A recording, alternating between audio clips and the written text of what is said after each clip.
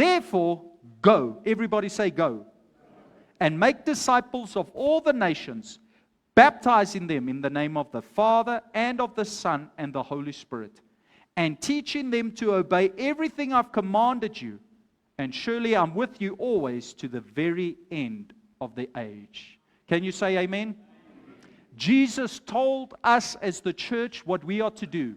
And today I've come to announce to you that this is the mandate of this church, the vision of this church. Can you say amen? You may be seated in the presence of God.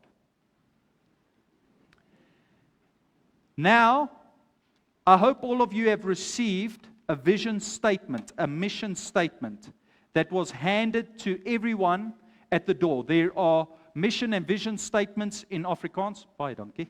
There are mission and vision statements in Afrikaans, and there are vision and mission statements in English. So, this morning, I want to speak around this. I'm going to preach around this. There has been a pre-recording that has been done of our statement of faith. You can read it. This is our 15-point statement of faith. You can read it at your own leisure, but this is what we believe in as a church. Now, you might say, why is it important to have a statement of faith? Because we are living in a day and age of great deception, where people, denominations, churches are departing from the values and the authority of Scripture. And we as a church want to make sure that we stay in line with what Scripture teaches. So if you want to know, what do we believe? What do we believe regarding the Trinity? What do we believe regarding Holy Communion or baptism? What do we believe regarding marriage? What do we believe regarding salvation or the resurrection of Jesus Christ? It's all there in our 15-point statement. And we give it to you so that you can read it at your own leisure, so that you can understand it. And in this week, I'll share with you a clip on social media that you can listen to, that I speak in depth about this. But this morning, I want to speak to you from the passage of Scripture in Matthew chapter 28, verse 18 to 20. Because I want you to understand that that is our mission. What Jesus told us to do in that passage of Scripture, that is the mission of this church. And it's called the Great Commission. That's where Jesus commissioned the church, disciples, to go out and make more disciples. Now, if you know what we are about, you also know what we are not about. We are all about making disciples, but we are not for anything else. Okay? We are not about a political movement. We are not about anything that is worldly. We are not about any of that. We are only about what the Lord Jesus Christ told us what to do. Who of you are in agreement with that? Ons doen net wat die Here Jesus vir ons gesê het. Amen? I want you to look to the person next to you and say, this is a good church. This is a blessed church.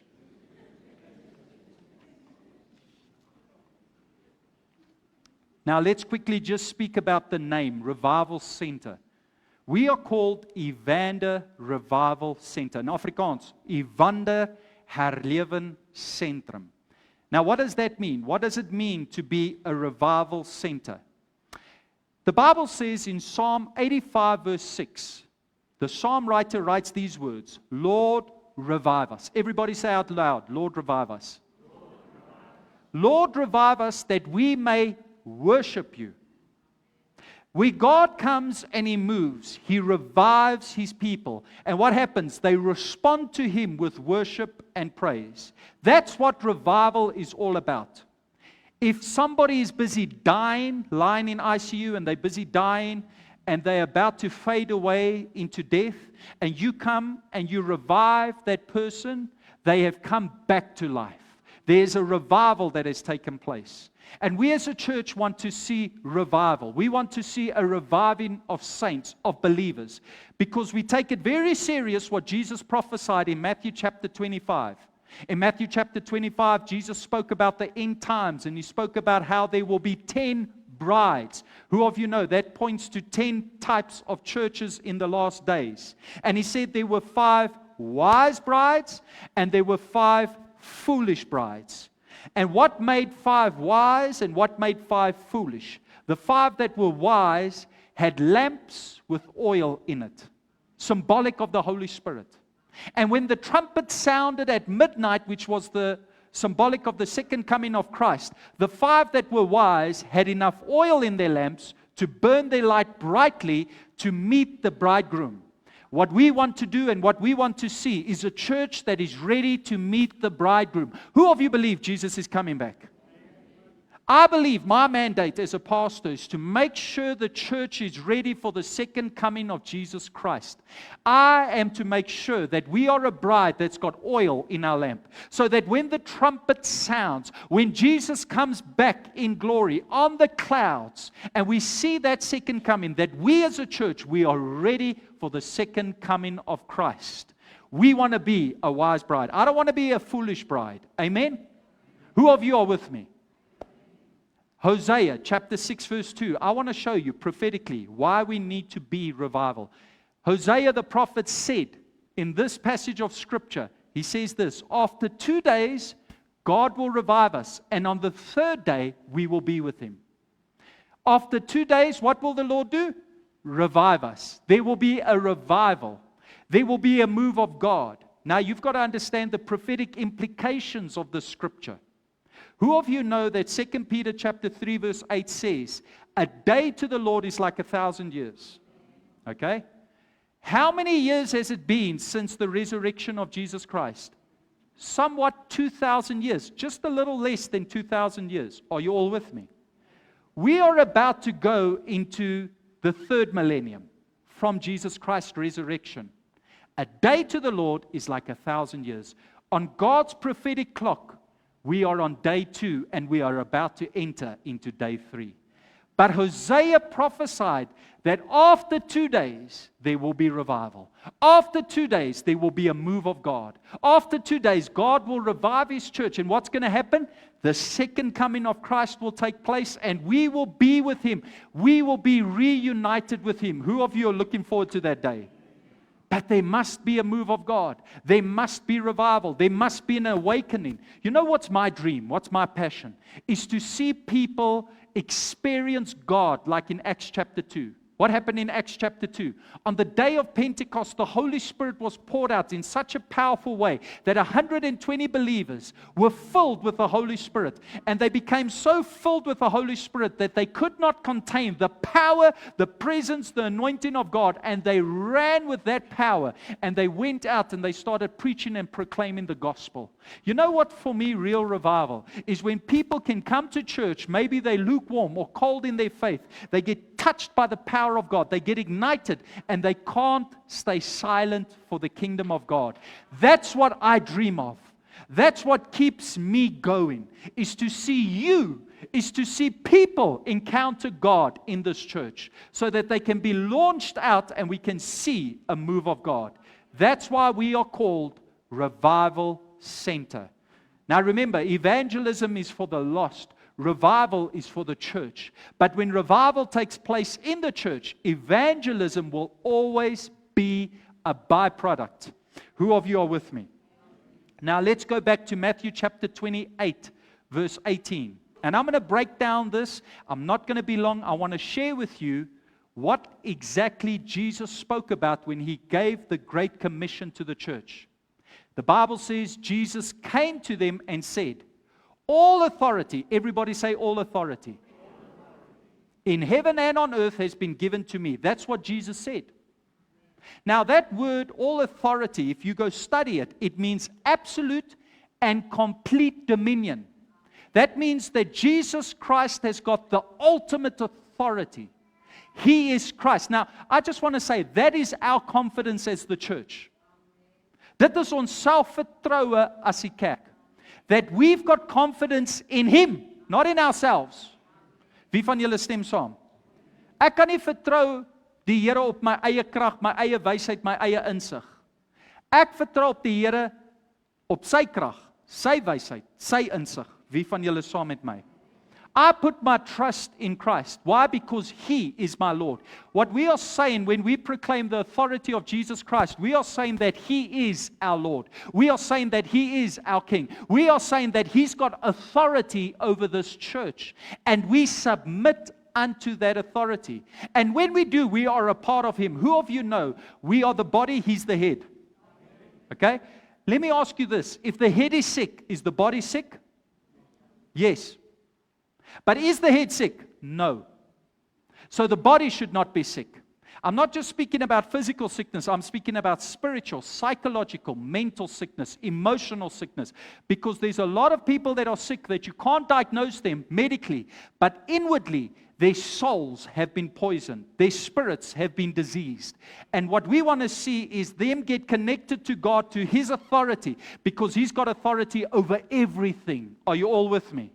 I believe when you get born again, when you get saved, when you come to salvation, you've got a purpose and a calling in the body. And as you connect in the body and submit to the authority of Christ, you begin to operate in that power. You begin to operate in that blessing. Remember, the Bible says in Ephesians chapter 2, verse 6, we are seated with Christ in heavenly places. If you could see Christ right now, He's an all-conquering King. He's an all-conquering Savior.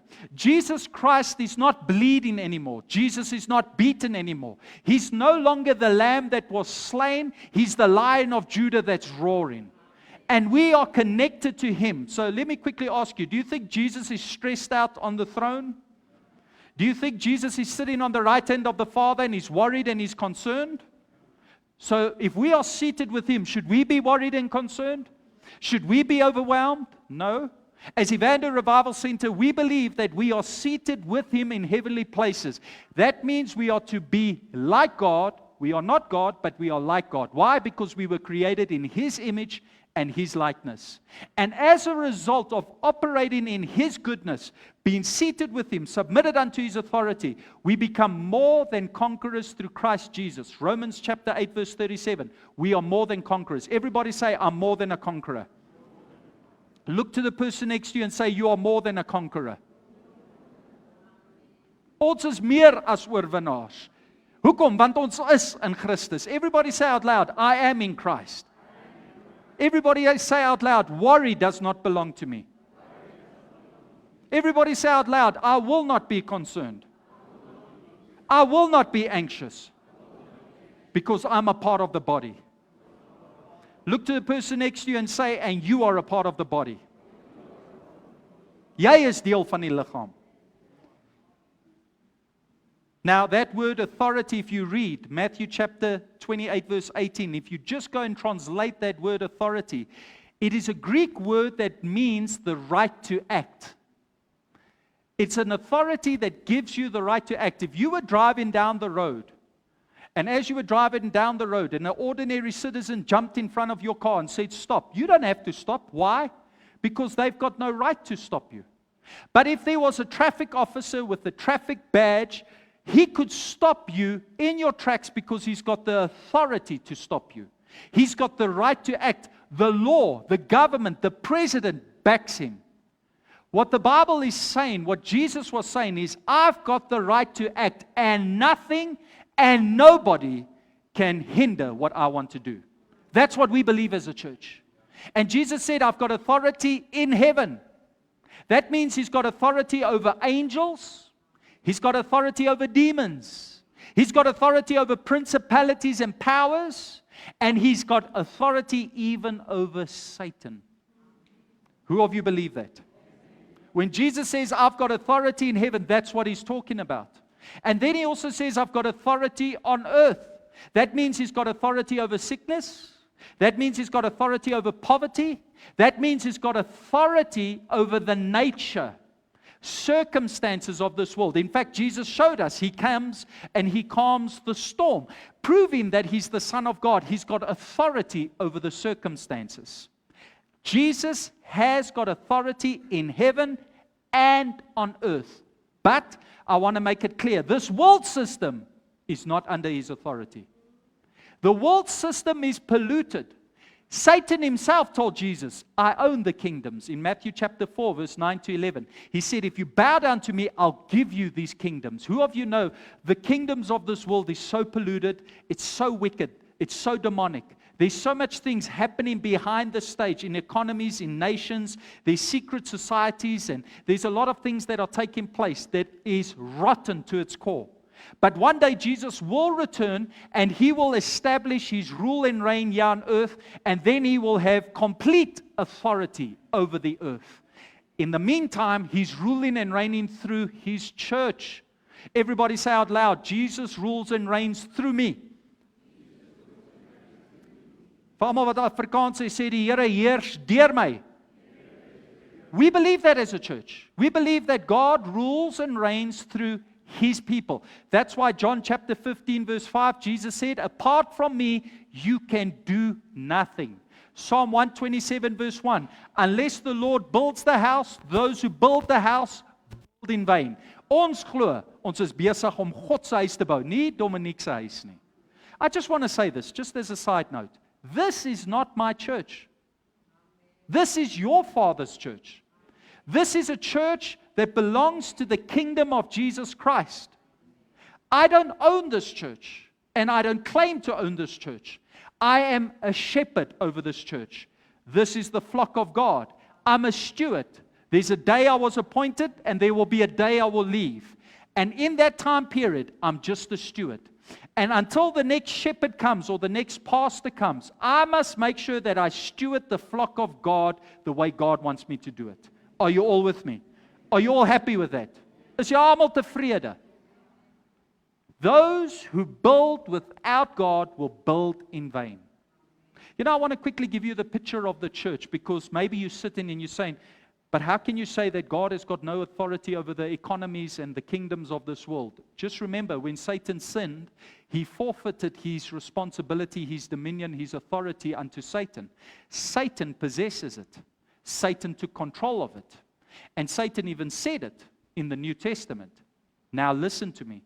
We as a church are to be an embassy for God. We are to be an embassy for God. Listen to what 2 Corinthians chapter 5 verse 20 says. We are ambassadors for Christ. As though God were making His appeal through us. We implore you on Christ's behalf, be reconciled unto God. What does Paul say? We are ambassadors. Everybody say, I'm an ambassador. If you went to an embassy here in Pretoria of a certain land, when you would get there, you would meet ambassadors of that land. Let's say you go to the embassy of the United States, and you go there and you walk into that embassy. Whose property is that embassy? The United States. It is the sovereign authority of the United States. It belongs to the United States. Every ambassador on those grounds are citizens of the United States. They are in South Africa, but they're not a part of South Africa. That's how the church operates. This morning, when you drove in the gate or you walked through the gate and you came through the front door, you put your foot on the property of the kingdom of heaven. And we are under authority King Jesus. And we are His ambassadors. Now, those ambassadors in that embassy, they're not concerned about the economy of South Africa. Why? They belong to another economy. They belong to the United States economy. And so we belong to another economy. That's why Jesus said in Matthew chapter 6, verse 9 to 10, when we are to pray, we must pray like this. Lord, let your kingdom come. Let your will be done on earth as it is in. Ons moet bid dat die Here se koninkryk manifesteer hier op aarde. That's what we have been called to do. I'm an ambassador. I'm a servant of Christ. This is His embassy. And until He comes and He rules and reigns and takes authority over this church, He's going to exercise His authority through this embassy. Who of you know you can't do anything to any embassy unless there's permission from their king or their president? Christ has got the ultimate authority over this church. Now, Matthew chapter 28, verse 19. Listen to what the Bible says further. Jesus speaking. He says, go. Everybody say, go.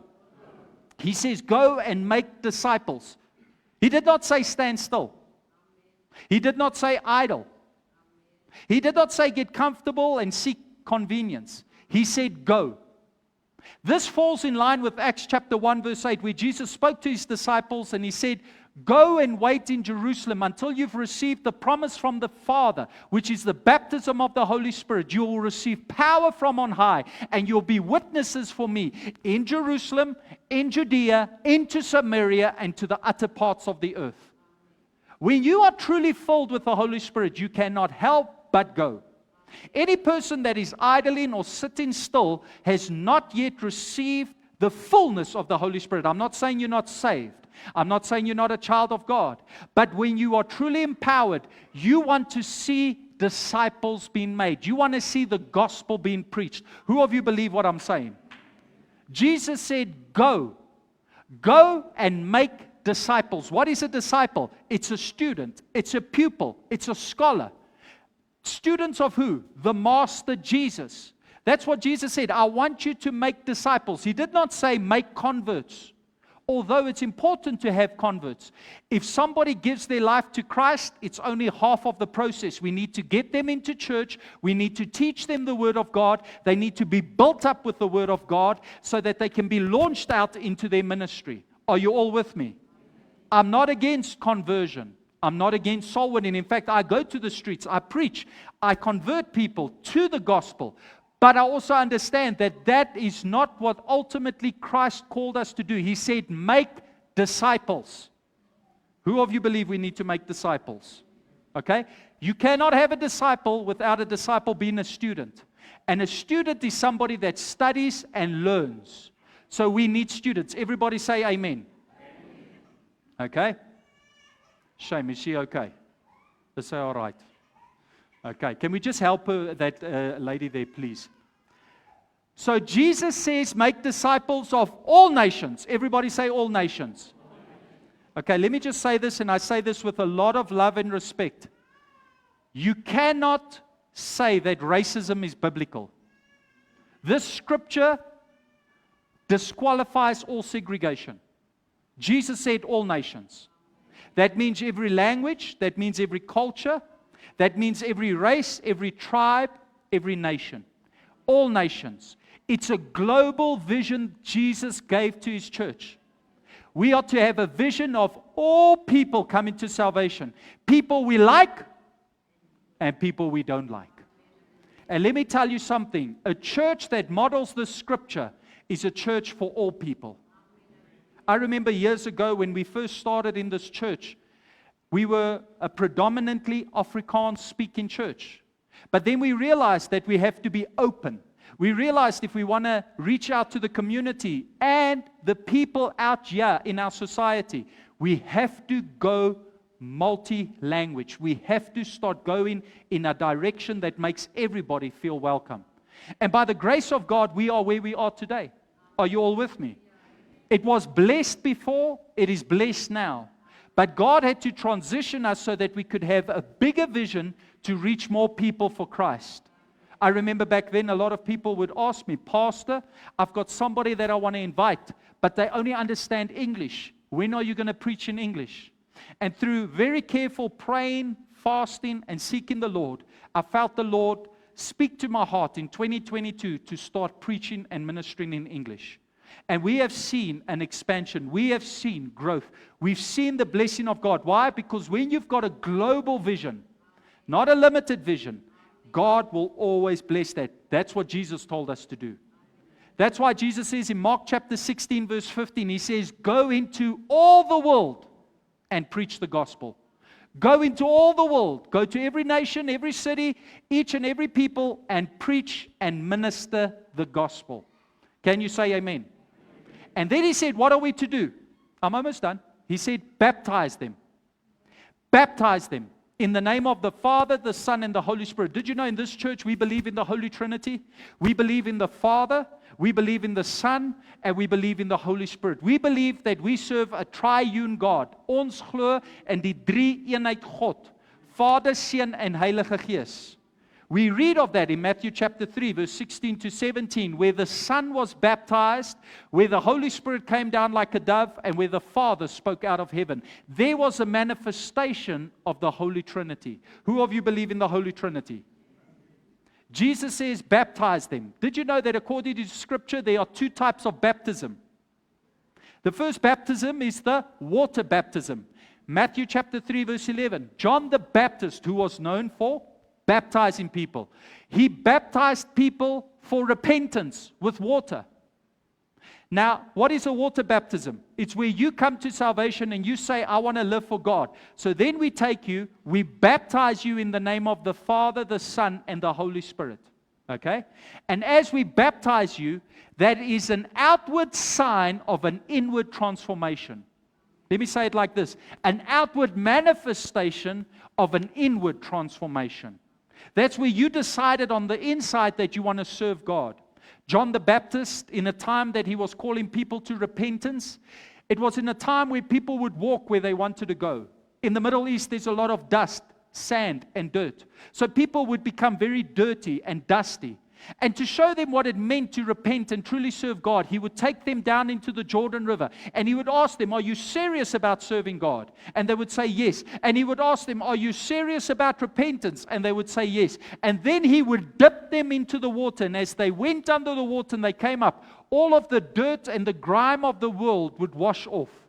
And then he would say, this is an outward sign, an outward manifestation of an inward transformation. What has happened on the outside is showing you what's happening on the inside. That's the first baptism. And we believe every single one of you should be baptized with water.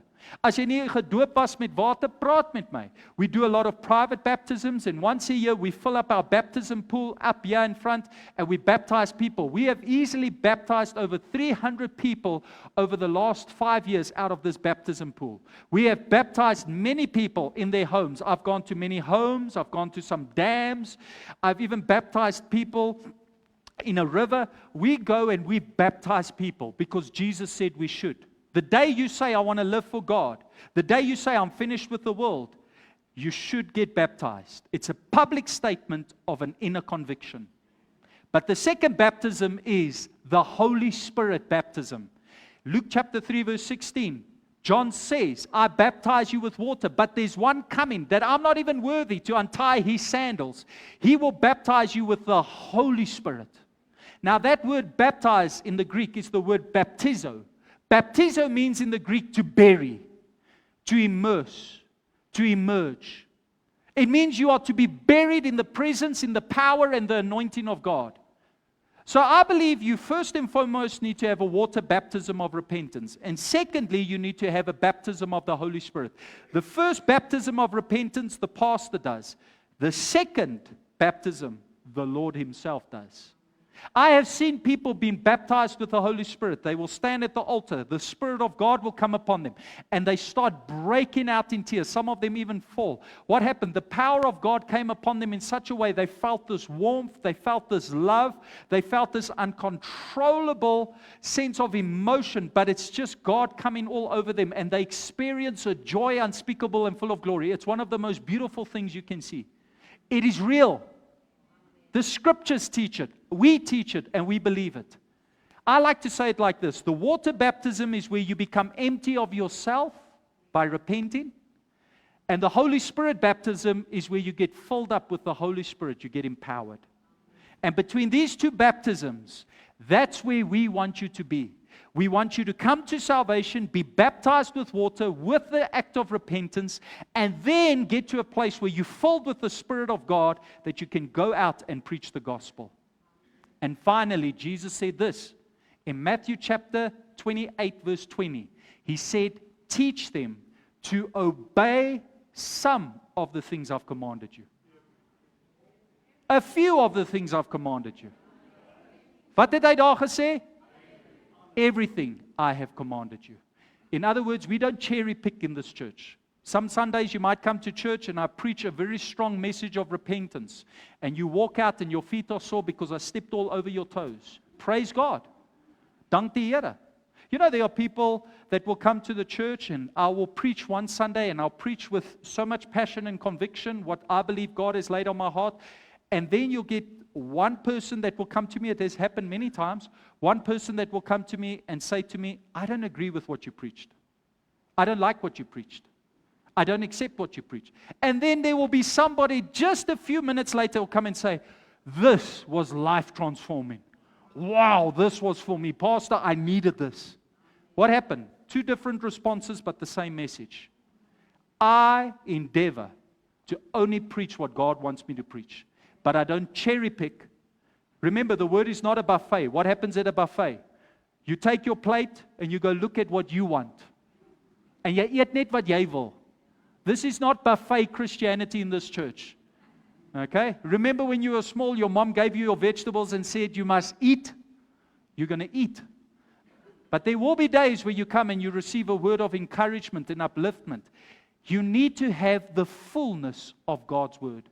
You need to have the fullness of what we teach. I want you to quickly put up for me, if you can, 2 Timothy chapter 4, verse 3. Listen to what Paul says about the preaching and the teaching of God's word. Just go one more back. Sorry. 2 Timothy chapter 4, verse 2. Listen to what he says. Preach the word. Listen to what I'm saying. If wherever I go, I'm going to preach the word. I'm going to preach the word. You know, Paul says in 1 Corinthians, you don't have to put it up, just keep it there. 1 Corinthians 9, verse 16, he says, woe to me if I don't preach. Woe to me, I must preach. 1 Timothy chapter 4, verse 13, Paul says, you must devote yourself to the preaching and teaching of God's word. Yeah, he says, preach the word. Everybody say, preach the word. What's this church about? Preaching the word. I preach the word at midweek prayer services. I preach the word at schools. I preach the word at businesses. I preach the word in the streets. I preach the word when we gather together. We open up with the word. Why? We are told to do that. As jy selgroep toe gaan, die woord sal bedien word. That's the mandate of this church. Let me ask you, how can you have disciples, students, but you're not preaching and teaching the word? The word is the priority. My wife had a meeting with the Sunday school teachers, and she said to them, you can do everything, but if you don't teach the word, you have failed. But if you don't do anything else, but you teach the word, then you have mission accomplished. I can do everything. I can have nice events. I can have nice socials. I can do all of those things, but if I don't teach and preach you the word, I have failed you as a pastor. And how am I to teach it? There needs to be threefold teaching. Number one, correction. Oh, we don't like that. Number two, rebuke. We even hate that even more. And then number three, encouragement. If I read this correctly, what Paul is saying is 33% of your preaching needs to be correction. 33% of your preaching needs to be rebuking, and 33% of your preaching needs to be encouragement. You know what he says further, if you read verse 3, he says there's coming a time where people will not be able to take in sound doctrine. They will gather preachers that tickle their itching ears. Why? Because they only want encouragement. Don't give me correction, don't rebuke me. I didn't come to church for that. What happens if it's God the Father that wants to speak to you? You know, the Bible says, listen to what I'm saying. The Bible says that those who the Lord loves, He disciplines. How does the Lord discipline? With His word, with correction. Teach the word in season, out of season. Correct, rebuke, and encourage. That's going to be the ratio. That's the formula for success for biblical teaching. Are you all with me? Who of you agree with me? Jesus says, teach them everything I've commanded you. Not conspiracy theories. Not political ideology. Not history or current affairs. Teach them what I have taught you. Did you know that everything we're going through right now, it will pass away, but the word of God will never pass away? As jy deur daai deure stap op 'n Sondagoggend, gaan jy die woord ontvang. Solank as wat ek die pastorie is. As long as I'm the pastor, I will teach and preach the word. Do we value worship? Of course. Worship is absolutely essential to our services. Do we value prayer? Of course. It is for us crucial to pray. We pray before services. We have midweek prayers. We have fasting and praying times. But we do that. But number one, the priority is the preaching and the teaching of God's word. And then Jesus said, I'm with you always to the very end of age. Did you know that Jesus says, where two or more are gathered, there I am in the midst of them? Het jy geweet die Here Jesus sê, hy is hier in ons midde? Waar net twee van ons saamgekom het, is hy al reeds daar. We believe that as a church, you cannot forsake the fellowship of the saints and still live a biblical Christian life. I say it with a lot of respect. Hebrews chapter 10, verse 25. It's a commandment. It's not a suggestion. Do not forsake the fellowship of the saints. Now, I'll leave you with that today. That is the mission of this church. You're going to hear the Word of God being preached every Sunday. Every Sunday night, we're going to have Bible school. We're going to have 3 conferences this year. We're going to have the Passover celebration, which is Easter. We're going to have Pentecost. We're going to have the Feast of Tabernacles, all according to Scripture. But you're going to hear the Word of God being preached. You're going to be built up in your faith. Why? The Bible says in Ephesians chapter 4, verse 11 to 12, my job as a pastor is to equip you with the Word of God. If I don't do that, am I obedient? No, I'm disobedient. So, first and foremost, I want to say this. I love all of you. Every member of our church, I love you. Visitors, God bless you. I also appreciate you and love you. Okay. Everybody look to the person next to you and just say, Pastor loves you. Just cheer up. Hy's lief vir jou, man. But I've got such a passion and a desire in my heart to preach and teach you the Word of God. Are you all with me? What's the direction of Evander Revival Center? To see revival. To see a move of God. Like on the day of Pentecost. What is our mission? To teach the Word of God. So that you can have a solid foundation to live your life. So that you can become storm-proof, according to Matthew chapter 7, verse 24. And what is, let me just read, our foundation? God's Word. Dis ons fondasie. Alles wat ons doen, is volgens God se woord. I've had people come to me and say, I feel we need to do this in the church. I feel we need to do that in the church. And I ask, is it scriptural? I say, no, we did it in the previous church. I said, sorry, we don't do it here. Are you with me? We don't do what is not scriptural here. We do only what the Bible tells us to do. Are you with me? Is everybody happy? When it comes to worship, we do it scripturally. When it comes to prayer, we do it scripturally.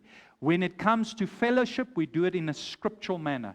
We make sure we stick to the Word of God. Do we always get it right? No. Het jy geweet ek is 'n mens, ek het foute? Who of you know I'm a person, I make faults, I've got faults? But to the best of my ability, I'm trying so that we as a church can advance the gospel of Jesus Christ. Are you all with me? Amen. Are you all blessed this morning?